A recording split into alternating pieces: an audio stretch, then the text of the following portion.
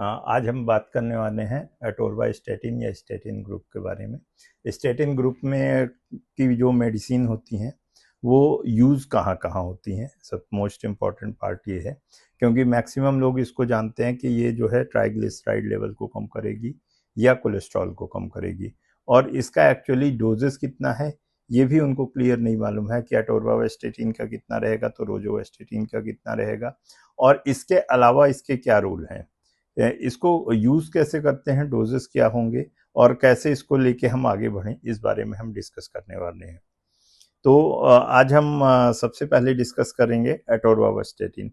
Atorvastatin, जब भी आपके पास कोई पेशेंट आता है जिसका आप लिपिड प्रोफाइल देखते हैं और ये देखते हैं कि आपका लिपिड प्रोफाइल ज़्यादा है, यानी कोलेस्ट्रॉल लेवल ज़्यादा है या डी रेंज हो रहा है, ट्राइग्लिसराइड ज़्यादा है, एलडीएल ज़्यादा है, तो आप क्या करते हैं कि डायरेक्टली एटोरवास्टैटिन लिख देते हैं। एटोरवास्टैटिन आप जितनी भी लिखते हैं उसका हाफ डोज रोजुवास्टैटिन उनका होता है, ये हमेशा ध्यान रखिए। मोस्ट इम्पॉर्टेंट पार्ट ये होता है कि ये आपकी बॉडी में प्लेक को जमा नहीं होने देती, सेकेंड हार्ट अटैक के चांसेस को कम करती है। इसी वजह से आपने देखा होगा जब भी इस मेडिसिन को हम देते हैं तो या तो लिपिड प्रोफाइल डी रेंज होता है उस कंडीशन में देते हैं, या इस कंडीशन में देते हैं जब आपको एंजियोप्लास्टी हुई रहती है तो उसको किसी न किसी ड्रग कॉम्बिनेशन के साथ देते हैं। बेसिकली ये क्या करती है, हमारे बॉडी में एक HMG नाम का हार्मोन्स होता है, HMG CoA नाम का एक हार्मोन्स है जो उसको ये इनहिबिट करता है, क्योंकि इस हार्मोन्स की एक्टिविटी नाइट टाइम में ज़्यादा एक्टिव होती है। इसी वजह से जब भी आप रोजुवास्टैटिन, सिमावास्टैटिन, पीटावास्टैटिन, पार्वावास्टैटिन या वास्टैटिन ग्रुप की कोई भी ड्रग्स आप लेते हैं, एटोरवास्टैटिन इंक्लूडिंग एटोरवास्टैटिन, तो आप इसको नाइट टाइम में या बेड टाइम में हम देते हैं। जब भी आप ये ड्रग देते हैं तो सबसे पहले आपको क्या करना है कि पेशेंट को उसकी लाइफ स्टाइल मैनेजमेंट जरूर सिखानी है। लाइफ स्टाइल मैनेजमेंट में उसकी डाइट को रिस्ट्रिक्ट करना होता है। डाइट जो है ऑयली स्पाइसी फूड बंद करिए, अदरवाइज जितना वो आप कम करेंगे उतना ही ज़्यादा वो डाइट में ऑयल और ऑयल एंड लिपिड फैट ये सब वो लेता रहेगा।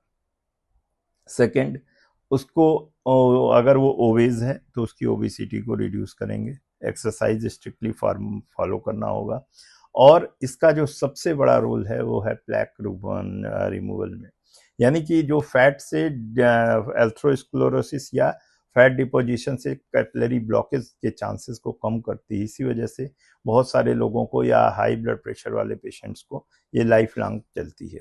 ये इसका मेजर रोल है, और ज़्यादातर लोग इसको डिस्लिपिडीमिया के लिए भी यूज़ करते हैं।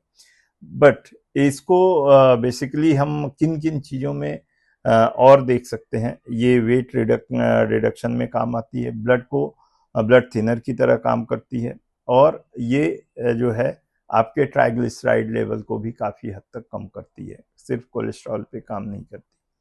कोलेस्ट्रॉल और ट्राइग्लिसराइड जो है वो दो मेजर एलिमेंट हैं फैट के, जिसमें कि कोलेस्ट्रॉल आपको सारे एनिमल प्रोडक्ट से आते हैं, जैसे घी, मक्खन, दही, पनीर, चीज़, जितनी भी चीज़ें होती हैं वहाँ से कोलेस्ट्रॉल आता है। प्लांट प्रोडक्ट जितने भी होते हैं वहाँ से सिक्रीट होता है आपको ट्राइग्लिसराइड, जैसे ऑयल, सीड्स या सीड्स ऑयल, ड्राई फ्रूट्स, इन सब से आपको ट्राइग्लिसराइड इंक्रीज होता है। तीसरा, जो डायबिटिक पेशेंट हैं या जिनका शुगर इंटेक बहुत ज़्यादा है, उन कंडीशंस में आपको ट्राइग्लिसराइड, जब भी आप लिपिड प्रोफाइल करेंगे तो आपका ट्राइग्लिसराइड लेवल ज़्यादा रहेगा। इसीलिए डायबिटिक पेशेंट के लिए भी हम लिपिड प्रोफाइल लिखते हैं। लिपिड प्रोफाइल जब हम प्रिस्क्राइब करते हैं तो पेशेंट को 12 आवर की फास्टिंग करने को बोलते हैं। 12 आवर्स से 14 आवर्स के बीच ही करना चाहिए फास्टिंग। इससे ज़्यादा होने पे या इससे कम होने पे आपको प्रॉपर इन डिटेल जो है इन्वेस्टिगेशन रिपोर्ट नहीं आएगी। इसके 3 डोजेज होते हैं। हाई डोज में जब भी आप वास्टैटिन को देते हैं तो उस कंडीशन में आप उसको 40 to 80 देते हैं, मॉडरेट डोज में 20 देते हैं, और मिनिमल डोज में 10 mg तक जाती है, वंस अ डे जाती है। इसका मेन जो टारगेट ऑर्गन होता है, जो डायबिटीज़ से डैमेज होने वाले ऑर्गन हैं उनको कंट्रोल करना या उनको डैमेज ना होने से रोकना, ये इसका हो। इंस्टेंट और बाईपास पेशेंट में ये कंटिन्यू जाती है, स्टेबल एंजाइना के पेशेंट में जाती है, स्ट्रोक के पेशेंट में जाती है, सीकेडी के पेशेंट में जाती है। और इसको स्टार्ट करने के लिए आपको लिपिड प्रोफाइल जानना जरूरी है। और बेसिकली स्टैटिन जो है काफ़ी यूजफुल ड्रग है, और कई बार ऐसा देखा गया है कि अगर एटोरवास्टेटिन आपने बहुत लंबे समय तक लिया और सडनली बंद किया तो चेस्ट पेन शुरू हो जाता है। इन ड्रग्स के डोजेस डिपेंड करते हैं पेशेंट की कंडीशन, उसको प्री एग्जिस्टिंग डिसीज क्या है और उसका प्री एग्जिस्टिंग डिसीज क्या है और पेशेंट की कंडीशन क्या है। विदाउट पेशेंट कंडीशन ये आप ब्लाइंडली नहीं दे सकते, विदाउट आपके डॉक्टर परमिशन से आप नहीं दे सकते।